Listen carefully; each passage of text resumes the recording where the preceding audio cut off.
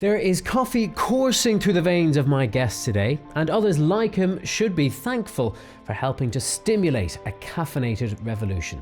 This is the Architects of Business, Joe's series of interviews with leading entrepreneurs who have brewed up a storm in their sectors. I'm Ty Genwright, and today I'll be talking to David McKernan, founder of Java Republic.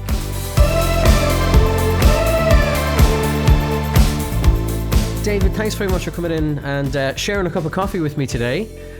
What part do you think you played in the coffee revolution in this country? I'm glad you know that question. 30 years, started in 1987, and I worked for Bewleys. And during that I had 12 fantastic years there, so I saw the growth of coffee from instant or nothing to fresh ground. And I developed a brand called Cafe La Scala that gave me a view, or maybe the confidence to go to my own. Back, I think it was about 8 or 9 years in there. And then I created Java Republic in 99. So Java Republic is 20 years old next year. And I've had some influence on it. I don't know. I got influenced by Peet's, which is a dark roast process in the States. They're going through a bit of a wobble at the moment. I think I come way behind Starbucks. But in the Irish market, I'd say I think I'm the longest in the market for a long time. So when do you think that kind of coffee revolution began? You talked about the 30 years ago when you started at Bewleys. Was it underway then?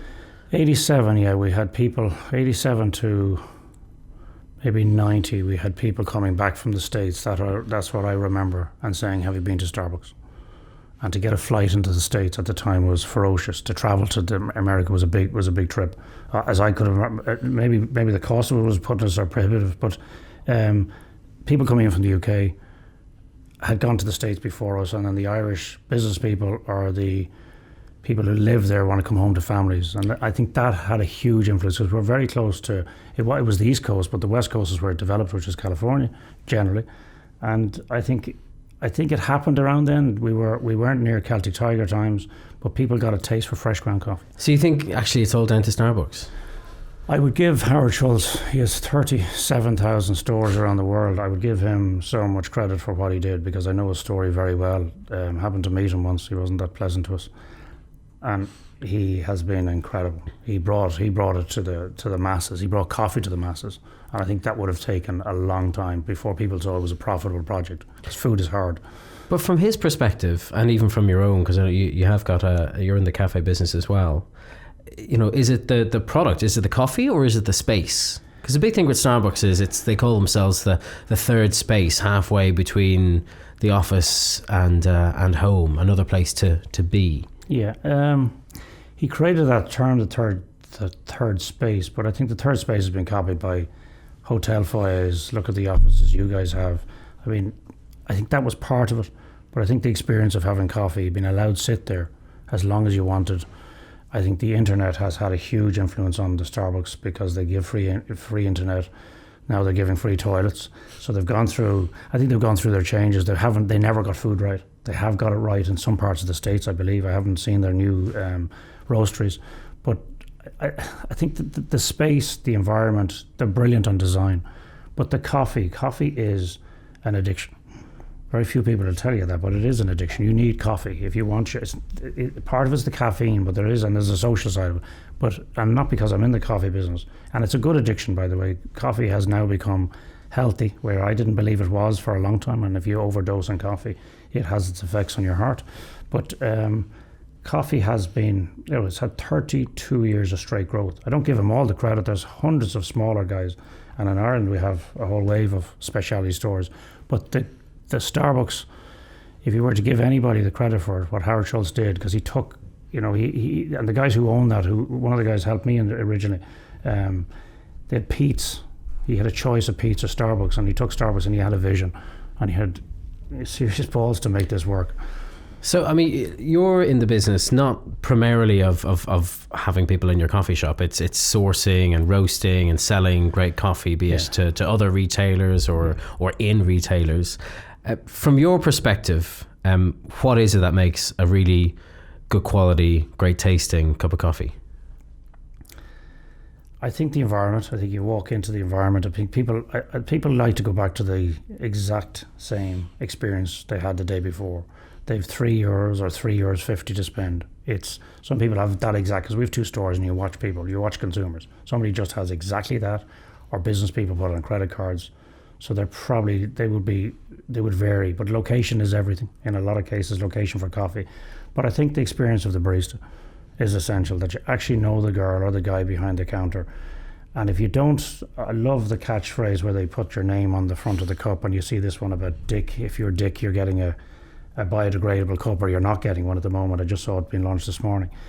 I think if you know the barista and they know your coffee order, it's like going into the bar in the past. And Irish people love that welcome and the fact that you're known. I think that is a huge part of it. The environment has to be clean, trendy, but location with coffee is a huge part. What about the the aroma and the notes? Is coffee a bit like the notes and the aroma? Look, we're drinking a coffee. There's 10 types of beans that could go into that, from quality coffee to poor quality coffee. Everybody has a favorite coffee. Coffee has gone from medium to dark roast down to lighter roasts. I do prefer lighter roast now. I was always a darker roast. I drink maybe 3 cups of coffee a day. I drink it without sugar, and I'm nearly going off milk. So notes are really important, your flavours, but I think the whole provenance of the coffee, the story of the barista or the owner of the cafe, I think all of those things, and the recession has been brilliant for the independents.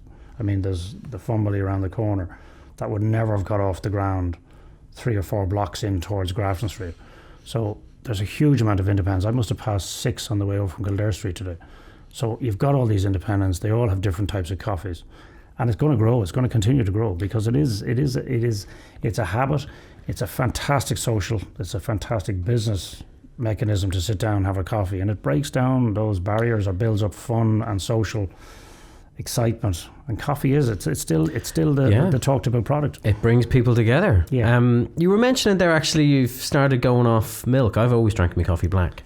Occasionally I'll adulterate it with a latte or a cappuccino or something like that. But what's your view on kind of people who like load up on whipped cream and toppings and I think they're caramel syrups? Shocking. I think it's junk. I mean, the Starbucks Frappuccino, one of my kids ordered it last year and I refused to buy it. We're in California, and there's either 390 or 500 calories. Probably more. I think you're closer with 500, aren't you? They're killing themselves.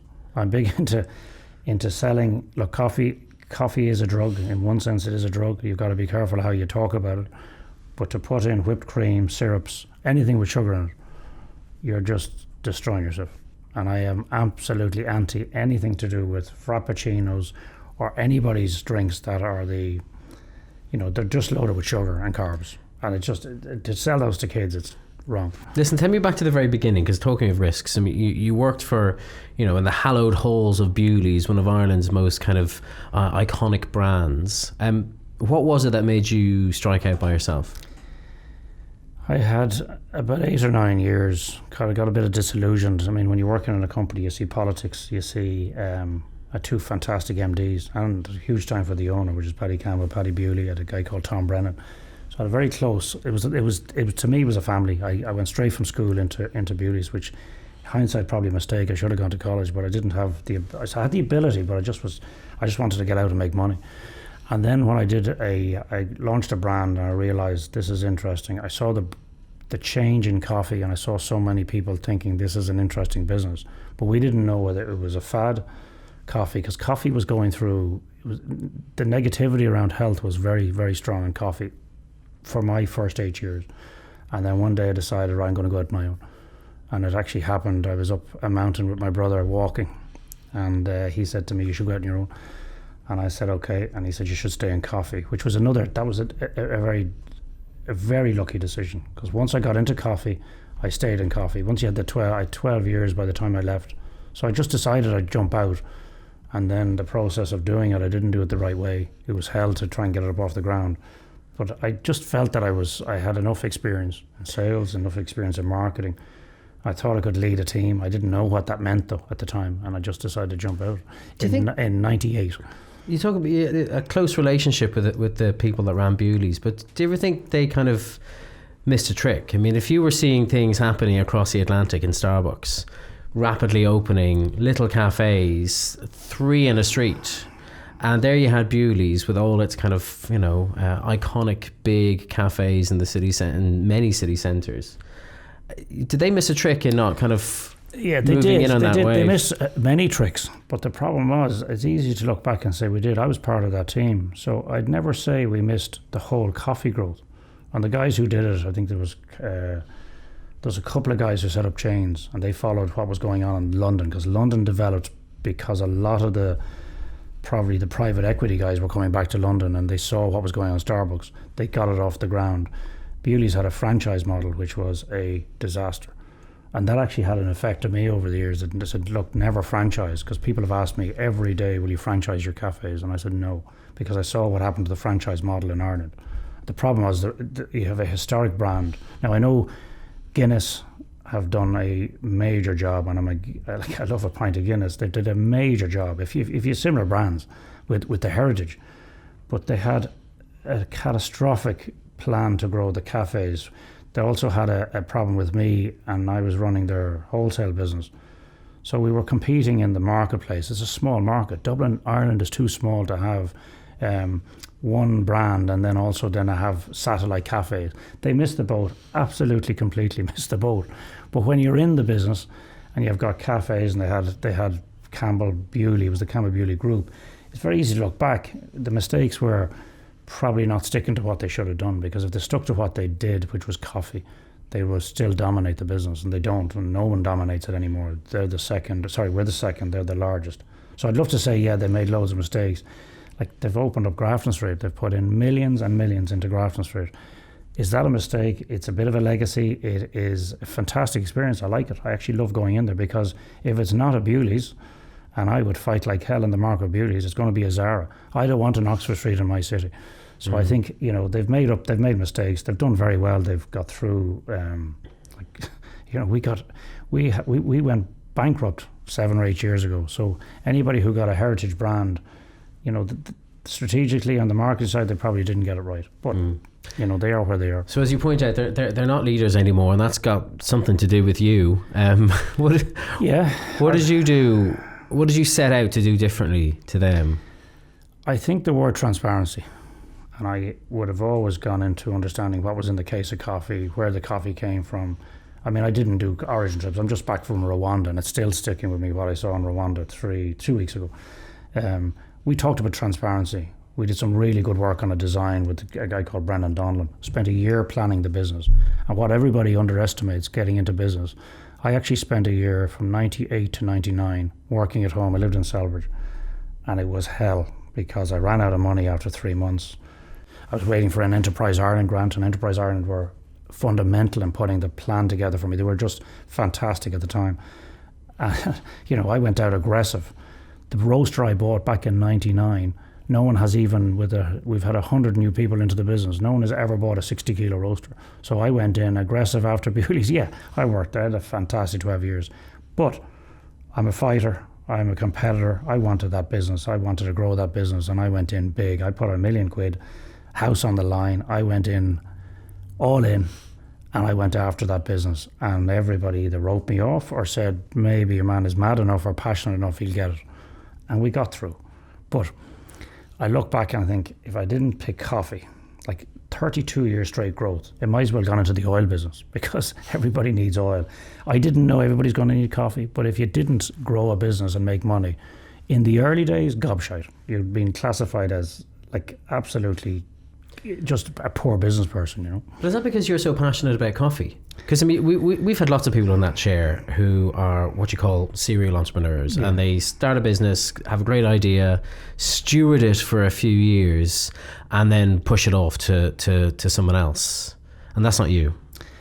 No, I'm definitely not a serial entrepreneur. I've done nothing else, and I don't even invest in anything else.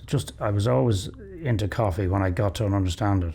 And I'm the only guy I know of and the reason we're here is because of Ernst & Young, but back in 2002 there was maybe 22 of us, and it was the early days of Ernst & Young.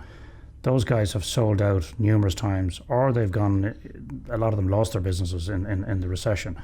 I am madly passionate about the coffee. We have an opportunity every 6 months to sell the business. I got myself into so much debt in 8 and 9 that it was impossible to do a deal, because I would have got absolutely screwed. But I'm madly passionate about the coffee, and it's the difference. It's not because I'm passionate.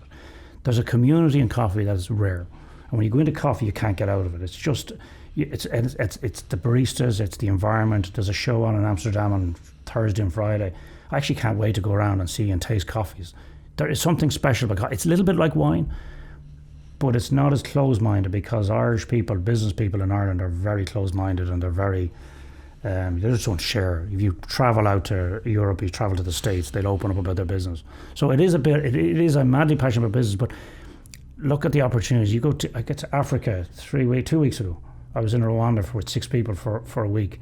You don't get that in the other businesses. And then you can go to the East Coast or the West Coast. You go to Amsterdam, that's where the show is on. So there's a part of coffee that is very different to other businesses. And would I've taken the money? There was times that the money was interesting. Is it a family business? It's not a family business. But there is a time for Java Republic to go on to the next level, which is, if it got a huge investment, it could, because we've done very well. We've a very strong brand in Ireland, much stronger than anybody else's brand, including Bewleys or any of the rest, because it's not an Irish brand. I did everything I could in 98 to 99, and even before that I was thinking about the brand, where could it fit. So, I've done it for 20 years. Do I like it? I still love the business. I love the business. It's just to walk here today and you see all the independents and tasting coffee with you today and tasting the notes, as you call them. I mean, it is a beautiful business. But if you have those offers every 6 months, as you say, to sell up, I mean, there must come points, especially if you're at a low point in the cycle where there's a temptation, or even perhaps you feel like there might be a necessity to actually accept one of those offers. One of the problems with, I don't think it's Irish entrepreneurs, but people like me believe I've given my life, best part of my life. I'm 50 this year, so I've given 20 years to Java Republic, 12 years prior to that, just experience. So you try and buy the business. Impossible. I probably don't have enough money. No, but you mightn't have enough money. But even if you did, even if you were a billionaire like the last guy, the expectations I have on the business is just enormous. And that's one of the problems. The other thing is the reason. So I don't have a reason to sell it. If I had a reason to sell it, if I saw some reason, there are things that just happen. You get advice. It might happen. It might not happen. But you'd want to have deep pockets. Nobody in Ireland could buy it. And I also wouldn't give it to anybody, because if it's not one of my children, but it's not far off it. It's something you just want to care for. And there's a lot of people behind it, by the way. There's 90 people that you'd love to see handed to something. You'd love to see it being minded and invested in and brought out to the next level. David, who do you see as your competition these days? There's so many, I'm getting confused. There's about 100. When I opened up in 99, there was really a monopoly of Bewleys, or duopoly of Bewleys and Robert Roberts. Now there's about 130 people selling coffee in Ireland. Now that's the whole island of Ireland, which is Northern Ireland down to Southern Ireland. So the competition is, sometimes it's ourselves. We just don't seem to understand where the market's going. So we do a lot of shows, we do a lot of origin trips. There is a huge amount of independent roasters open because there's no barrier to entry. The other problem is baristas, when they get sick of making coffee for either nice customers or demanding customers, they have nowhere else to go. So you open up a store, or you say, right, the easy one would be to open up a roastery and sell wholesale coffee, because what a lot of people don't understand about the food business, it is horrendous on your lifestyle. So being a chef, running a food operation is really hard. So buying or setting up a small roastery, you could do it for 50,000. You could raise it from crowdfunding, or you could raise it from family or friends, or whatever you get your money. Whenever you need to do it, you do it. So there's a lot of people piling into coffee. It's like craft brewers, no consolidation, and there's no collaborations, and it's maybe no consolidation yet, I suppose. But I mean, how much of it is a branding exercise? How much of it is about the coffee, and how much of it is actually just getting the right logo, I'd say, on the cup? This is my view on it, right? And I'm obviously in the business, so I'm kind of bent towards our view. But there hasn't been another coffee company this year that does an origin trip. A lot of them don't get the farmer side of it, because it's a horrendous industry. It's not as good as slave labour. It is absolutely slave labour. These people are eking a living out on, what we saw in Rwanda was pretty good because there's nobody starving, but it's a really hard business. And then when you get to the coffee side of it, we market coffee to death. Now they're good. The small specialty guys are very good, and I have great admiration for a lot of them because they did not so much what I did, but they did what they did themselves and they set up their own businesses. But there's a huge gap between when you go to an origin country like Africa, particularly Africa is really bad, and Central America is as bad, but not as really as bad as Africa. And you see what's going on, and then you say, right, they're getting a good standard of living, but not all of them are not making money. That's the problem, and they're entrepreneurs, or they don't see themselves as entrepreneurs, they see themselves as business people, whatever they want to see themselves as. But they're doing a good job in independent cafes. It's a very hard business. So the competition continues to open up. I think the rents are going back to where we were in 80s, maybe I'd say prior to where we hit the recession. I think they're gone back up to where they were then, and people want personal guarantees, and they want, the big guys are going to get these spots. But I think the shine has gone off the Costas and the Neros and the Starbucks. If I was opening a place and I didn't want to give it a Java Republic or give it to, say it was trying to be independent, I'd give it to an independent person I knew would give me good food, good soups, good salads, and really good coffee. But what's it? I mean, it's undoubtedly very kind of noble that you're going out there to the Rwandas of this world and seeing the industry on the front line. But how does it make you a better businessman? I don't see it as noble. It doesn't make me a better businessman. It could make us seen as. Some people try to market the origin trips. We do it this time. We did it really well about Rwanda. But the reality is, you're not being a better businessman. You're just doing the right thing, and the right thing is understanding where your coffee's from, paying a good price. Don't give charity, because we got killed on that so many times. Buy a decent coffee. Ruhango is where this area was in Rwanda. I don't think it makes you a better business person. I think people believe in the company. Our ethics in Java Republic have been very strong for years. We give away an awful lot in terms of the social side of our business. We're good employees or employers, but buying coffee right is a big thing that a lot of small guys don't get it. They just don't get how harsh it is out there, and consumers haven't a clue. And fair trade is there and all these other guys, but they've all been kind of pushed aside. There's no one really pushing how hard it is and the reality of coffee pricing, because there's a glut of coffee at the moment in production, and the consumer demand is huge, but it's still, the big guys are still selling absolute junk coffee and buying it as cheap as they can, and that's the reality. Well, you point out fair trade. I mean, that's a certification that people are used to seeing now on coffee and chocolate as well, and everywhere. Maybe some other things as well that I don't know of. Sugar, bananas, all of them. Do you think consumers really know what it's all about? And if they don't, actually, is it a failure of the people behind that certification for not educating them enough? I think there was a huge group of people who created fair trade, but then fair trade became the Rainforest Alliance, it became Utscape. So all these logos and labels, and where fair trade made a catastrophe was giving it to Nestle, giving it to Cadbury's, and then these guys were bought over. Cadbury's have dumped them there, haven't they? Cadbury's have done, but Cadbury's is owned by the Origins. The company bought Cadbury's, a cigarette business. I mean, ethics. There's just no ethics in chocolate. Is a shocking business, but it's nothing like coffee. Coffee is really horrific in terms of what the farmer gets. They're not farmers. They're just, I call them slaves, but to try and make it real, they have this cash crop. They might get 80 or 90. In the case of 2 weeks ago, they got 80 or 90 euros a year. They're paid less than $1 a day if you're picking coffee. But fair trade did its best. It's doing its best. It's just, I think it's gone stale, and unfortunately, there's no one shouting about it. Now, to be fair to Starbucks, they buy good coffee. You mightn't think so when they put it through fully automatics in the in-house experience, but they do buy ethical coffee. They won't leave themselves open to being caught like the clothes companies and the Nikes of this world. But it's doing the right thing. It's not trying to. It's just, if you go out there, and it's not that hard to get out there. But is it about marketing? The question you asked earlier is coffee. Coffee is a huge amount about marketing. And milk masks an awful lot of poor coffee. And baristas make the whole experience really good. And then there's the real ethical guys and the real passionate guys who buy just pure specialty coffee. And specialty coffee is a really way of making a good living. But it's very hard to certify it. It's very hard to buy the land to actually police and get the quality right. I mean, the question, here's the one question they asked us when we were over there 2 weeks ago. This lady got up and asked one of my own colleagues, Yolanta. she wouldn't ask me because I was a man, and there's this shite that you have to live with in Africa that men dominate the business. And she said, look, I'm picking coffee 32 years from this local farmer who I was interviewing, and none of us have ever tasted coffee. Even the farmers hadn't tasted coffee. So they asked us for a pour over. I could go into Aldi or Lidl and buy one for 12 quid and bring it over. So I've tried it 3 times. I've done 3 emails to get the bloody machine to this area. Now the place is in the middle of nowhere, but they've never tasted coffee.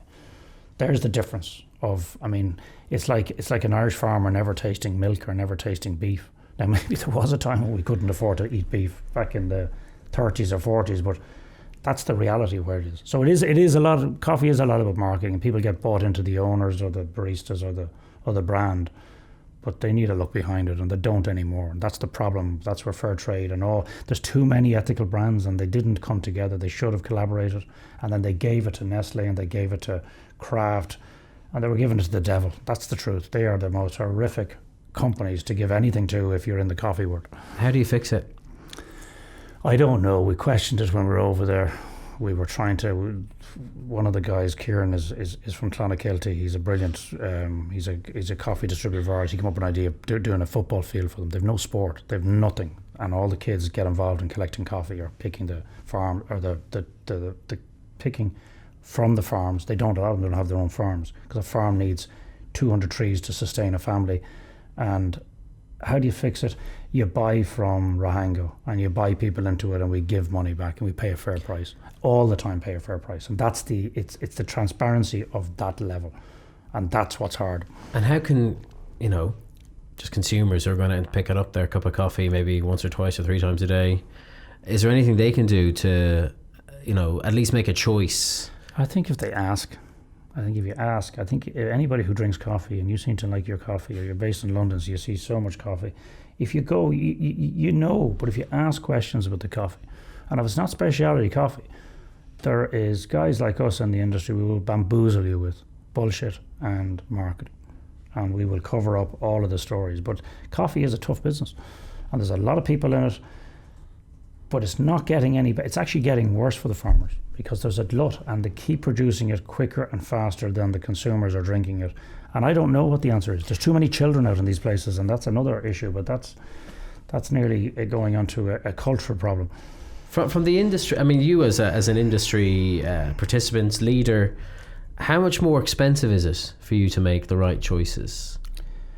When we were there, we asked the price of coffee, and they were getting 30. They were paying the farmer, it's cherry. There's 2 coffee peas into a cherry, and they were paying them 30 cents per kilo. We sell the same coffee in Ireland for maybe 16, 17, 18, 19 euros per kilo. So there's no value chain left, and unfortunately coffee is they're able to transport green coffee, and that's what nature has done to coffee. Once you pick it and harvest it, and that's the problem, if you can't harvest it, it goes rotten, so you're getting screwed, the farmer's getting screwed. So how do you change it? I'd be honest with you, we haven't time today to go through the changes, but if everybody asked, consumers asked, because that's why fair trade got going in the first place, and if it goes back to its roots, it might just get there. But I think an awful lot of people in Ireland want to buy the right thing, and I think we're into organic, we're into ethics, and we're into sustainability like I've never seen, particularly sustainability.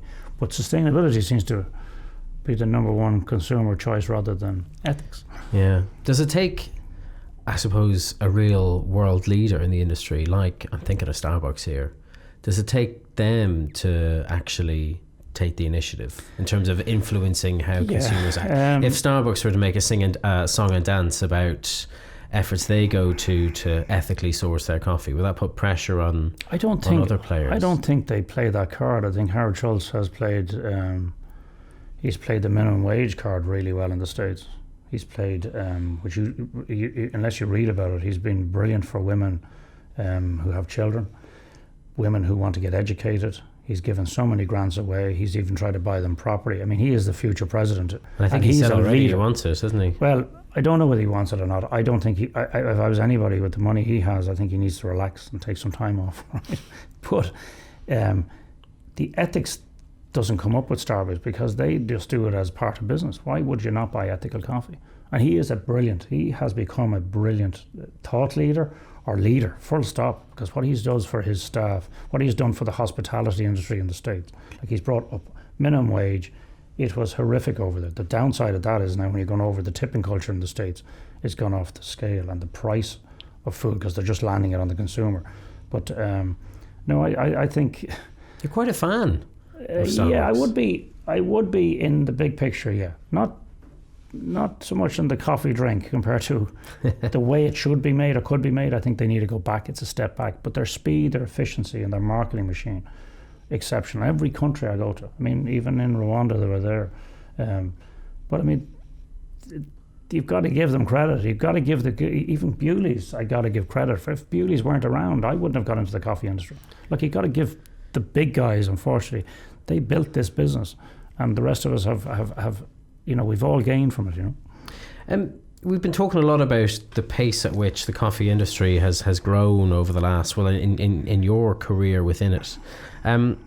Is it still to a certain extent in flux and evolving at a kind of a rapid enough pace? I mean, do you see any changes or many changes on the horizon? Yeah, I tell you, Brexit is going to have an issue, and Brexit has coffee. Yeah, well, it has I mean, you're living in London, so you see the chains closing down.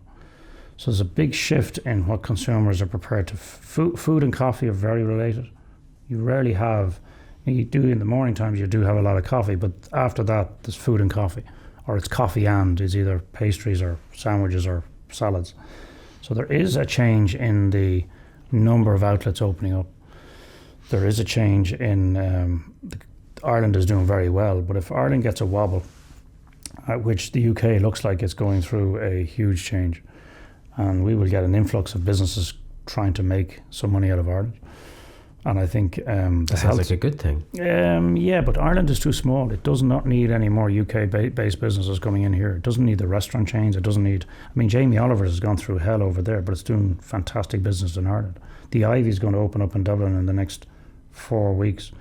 But the Ivy, the effect of the Ivy, and there's 2 other UK restaurants opening up, that takes away from maybe 10 or 15 stores in Ireland. So I think I'd hate to see Ireland slow down. I think we'll do very well, but on the food hospitality side, there's a lot of businesses out there, and no one goes the lifestyle businesses. So it could get a slowdown. But is there at the moment? There's a fanatical interest in coffee, in drinking it, in understanding it, in buying it. Will it keep growing? I don't see any reason why it won't keep growing, because the health effect of coffee in a male at my age or your age, I'm not guessing your age, it's huge. And I can't understand it, because I read about it for years and years, and I thought it was the big guys, the multinationals, who were making up all these reports. But it's genuinely good for you to drink black coffee, not sugar, not Frappuccinos, or not milk-based, or not cream-based. I'm surprised I'm not healthier then. Listen, talk to me about other things that you're up to, because it's not just coffee, is it? No. Where are we in the business? We're doing very well in airline. So we've got Aer Lingus and British Airways. Fantastic growth there, and great for the brand. And we'd love to see airlines around the world take on the coffee. So we're pushing hard on that. Rail, we're with Irish Rail. We could be with Scottish Rail. We should be with Virgin. We could be anywhere in the world with that, because we have a very unique cup that our Super Lit is called, that we didn't pay. We license it, and we put our coffee, which is monkey coffee, into it. It's a fantastic product. We're doing very well on teas. We're doing very well in the Irish. We just spent about 300,000 or 400,000 relaunching the brand. We won't open any more coffee houses. We've one on Molesey Street and one in Ballycoolan. We do more origin trips now than ever, because the truth is they're good fun.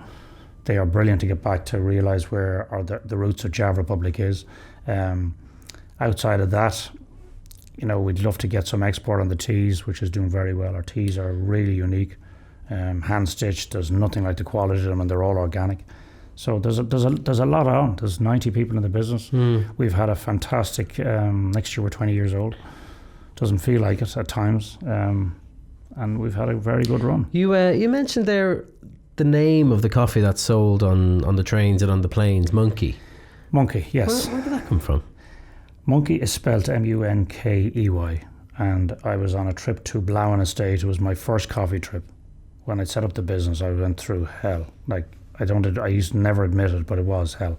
The first, I think it was 9 months or a year and a half, and I got a trip to Java, East Java, and it was through the, do you remember the SARS disease? You're probably too young to remember. No, I do remember it well, So yeah. the SARS, you were told not to travel. I had very unusual keyman insurance, and I was told not to travel, and I got this special deal all the way to East Java, so I took 3 flights on a ferry over through Bali, and I was going up through, on the back of a truck, on the way up to the Blount Estate, which is in 3,000 Muslims live on the side of this mountain, the most amazing piece of land I've ever seen, and the most beautiful community. And I had Complan, I had a packet of digestives, and I may have bananas because I think that would have survived if I was on my own. Proteiny drink, isn't it? Yeah, it's for I shouldn't say, well, it is for old people if they're maybe you're dying and you have to take it, you can't eat or whatever else, but it keeps you going. And I always carried that, a strawberry one, and these baboons came after that. Now the Jeep was going up 90 degrees, and the guy's screaming at me, let the bag go, but he didn't realise in the bag was my passport. And I had cash, dollars. And I wasn't letting the passport go for any money because I knew to get out of there was hell. And they were very close. They were on the back of the Jeep or the back of the truck, and they were trying to get the bag. And if they had bit me, he told me they were all rabid monkeys. And I like monkeys, but I was trying to beat the shite out of them and get them off the back of it, whacking them with the bag. And when I came back, I called it monkey, and we had a brilliant accountant called Mark Gary at the time, and he said, call it monkey with a U. So it was very unusual to have an accountant come up with a creative idea, and that's what monkey is. So monkey is a major part of filtered coffee. And if there was any view of I having coffee, and you and your earlier notes of coffee, I love filtered coffee. I used to say I'd write an article on Americano because Americano was never supposed to be made, right? It was... it's too complicated to get back to how Americano has come into our world, but filtered coffee is the most clean, crisp drink of all coffee drinks, and it is my favourite. We call it sulphur, which is another story that I got out there. It was probably the harshest conditions I ever saw. Guys working in a volcano, working for a Japanese company, taking sulphur out, and I actually got a box in the face because I took a photograph of them, but I had no money to give them, and they gave me a good box in the face, and they were going to take the camera. And those stories they're responsible for about 90% of the naming of the coffees. And then Vinny is our coffee guru at the moment, and Vinny comes up with pretty much Central or South American names and Brazilian names, and we've come up with really good Miti Moto and Mestizo. So real names of coffees, but they're connected to people or poverty or wherever we get the influence from. But I was at the beginning, I had all the names came out of experiences, which was fantastic at the time. So you've talked a lot about not wanting to sell up, and having that phone ring every few months. I mean, what do you want for the future? Where do you see it going? Ernst & Young, and I'm here because of Ernst & Young, and this is a podcast connected to them, and I was in the Ernst & Young Entrepreneur of the Year Award 2002. And when I look back, and I haven't because I don't even see the list of the guys who were in it, I know a lot of them. Actually, I'm meeting one or two of them in the next couple of weeks. I just like to drive the business. There's a great team. There's a fantastic chairman. We're very focused on coffee, and we're one of the only ones. Now we're seen in Ireland, unfortunately, people see if you make money or you get big, you're seen as a colossal business in Ireland. But the turnover of the business this year, we might do 15.5 million. So it's still very modest compared to the coffee companies outside of mainland Ireland, the UK. They're big companies. I want to drive the business. I'd love to see it work export, which I have been poor at personally. We got through the Great Escape in 7 and 8. Like we were nearly killed in the recession because I'd spent 7.5 million on a plant and a roastery.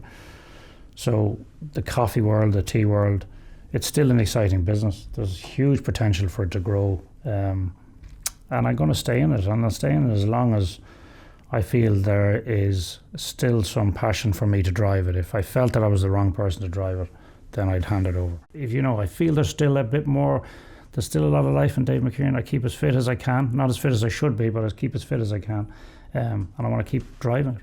Okay, very good. Dave McKernan, thank you very much. Thank you. Lovely to speak to you.